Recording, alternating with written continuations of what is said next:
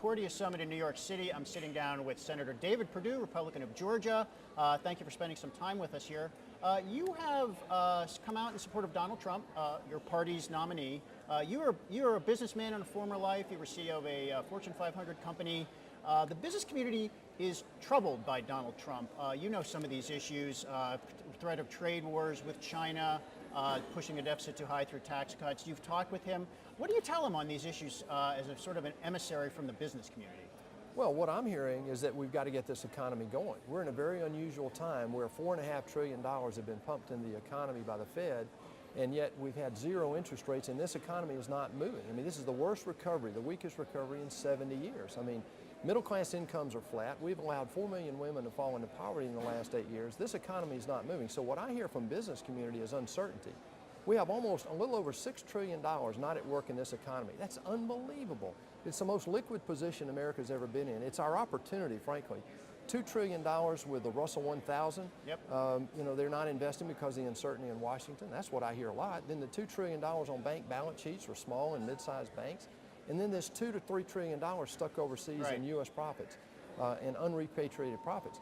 Unleash that $6 or $7 trillion and watch what happens in this economy. So tell me, you've met with Trump several times. What do you talk about with him? What message do you want to give him, and what does he want to learn from you? Oh, I'm not presumptuous enough to give advice. I just want to help, and here's why. I got involved in the Senate race in 2014 because I felt like our country was headed in the wrong direction. To change that direction, I knew we had to put somebody in the White House and hopefully keep the Senate. Well, Donald Trump is our nominee, and look at the choice. I mean, my goodness, Hillary Clinton tells us what she's going to do is give us a third term of Barack Obama. In Trump, we have a guy who actually increased voter turnout in the Republican primary this year by 60%. He won Michigan and Mississippi the same day. He's an outsider, he's a business guy, and he's listening to people back home, and he really has struck a nerve. I can relate to that because we ran a very similar race in Georgia. I was an outsider, having never run before. We touch this same vein of concern and discontent out there. People are struggling to get from payday to payday right now. Yeah, that seems evident. I think the question is about what the right remedies are. So let me just ask you about a couple of Trump's particular ideas. On trade, obviously, he wants to roll back some free trade deals, potentially new tariffs against importers such as China and Mexico. Big businesses hate that. How do you square that? Well, I ran a couple pretty big businesses too, and I'll tell you what I hear him talking about is creating a level playing field in trade, something we should have done over the last 50 years. Our poverty rate in the United States has not moved an inch since 1965 when we put the Great Society and the Great War on Poverty. But we, through our globalization and our own markets, have reduced global trouble like that by a dramatic amount. Sure, lifted up working classes in places like China, right. So what's happening right now is he's calling for a level playing field. And I really believe that what he's talking about in terms of reforming our tax code, reducing these regulations, and unleashing this energy potential we have are the things that people want to hear in terms of turning this economy around and getting people to invest again and grow this economy, create jobs again. So when you hear people like Mark Cuban say, geez, if he were elected, the stock market would go down 5 or 10% in one day, do you think the markets would react that viscerally, and do you think it matters? I mean, maybe the markets are inflated. Well, the market is artificially inflated today because of zero interest rates and because we've got $4.5 trillion pumped in the economy, as I said. The market is a terrible way to evaluate the economy right now. So I believe that the business community, would react positively to having a direction. Look, when I ran these big businesses, I just want to know what the rules are. Tell me what the rules are, make everybody play by the same rules, and get out of the way.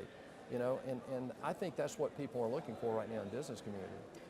Let me ask about immigration. Economists say, you know what, we actually need more immigrants because we need to build our labor force, not illegal immigrants, we need more legal immigrants. But by the way, if you rounded up the illegal immigrants, you'd be hitting the workforce of a lot of companies, some of them small companies. You're okay with that? Well, this is a very complex issue right now. You know, we're bringing in over 1.1 million legal immigrants today. Some 40% of the illegal immigrants are people who just overstayed a visa. So this is a complex issue that over time, in the last 10 years, Congress has tried to treat it as a single issue, and it really needs to be broken down. What I hear Donald Trump talking about, though, is very simply this. You know, enforce the law of the land. You know, do away with sanctuary cities. And then defend the border, you know, by putting up a wall, basically, to defend the border. I've said for 3 years that that's more of a national security issue than it is an immigration issue. What can Congress do? We just on Yahoo Finance last week featured a new study out of Harvard by the competitiveness expert Michael Porter saying You know, one of the biggest problems with our economy is Washington. That's you in Congress. Why is Congress not doing anything to help these problems that we're all talking about? Well, I'm in the system now, but I'm not of the system.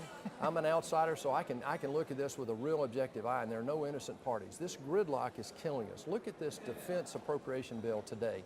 It was passed in a bipartisan way. People would be proud of what happened in that committee. It was a bipartisan effort.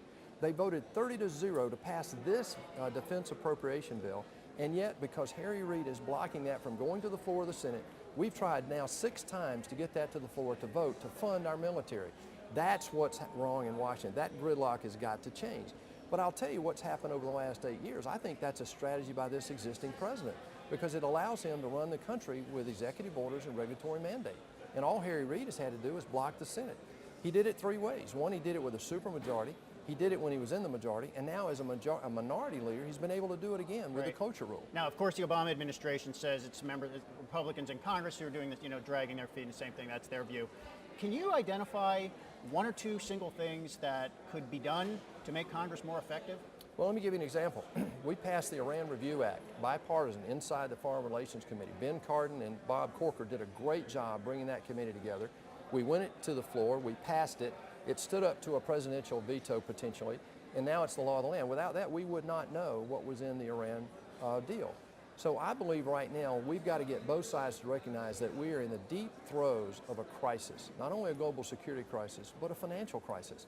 I actually think we're in a moment of national emergency, and we've got all the potential to make the next 50 years, make the last 75 pale in comparison economically if we just do a few things to get government out of the way and let free enterprise operate again. So I'll just bring you back.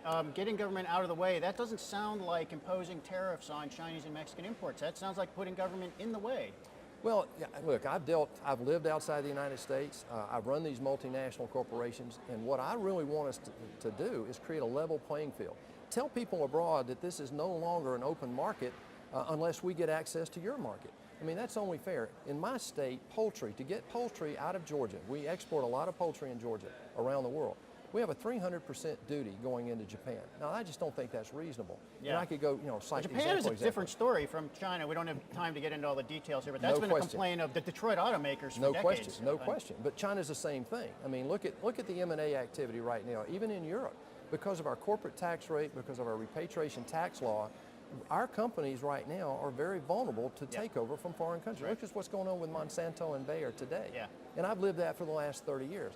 This repatriation tax, if I could do one thing, would be to repeal that law today, immediately. Just like the United Kingdom. At a 0% At a rate? 0%, yes sir. Let the free enterprise system operate. That's what every other country in the OECD group has done. The United Kingdom in 2009 reduced their corporate tax rate from 28 to 18, and they immediately eliminated, at 0%, their repatriation tax. Today, London is a mecca for new corporate locations. Maybe for a little while yet until Brexit takes effect. Last question, who's going to win in November? Oh, I really think Donald Trump's going to win. This movement out there is bigger than him. It was bigger than me, but it's the same movement. I think democracy is working. The pollsters are not picking up a lot of people who will vote in this election. These polls are no more accurate than they were in my race when they missed my race by almost 14 points. I think Donald Trump's going to win big. Okay, thank you for the prediction. I'm not a surprising prediction, but thanks for coming on. If he does, we'll love to have you back. Absolutely. Thanks. Sir.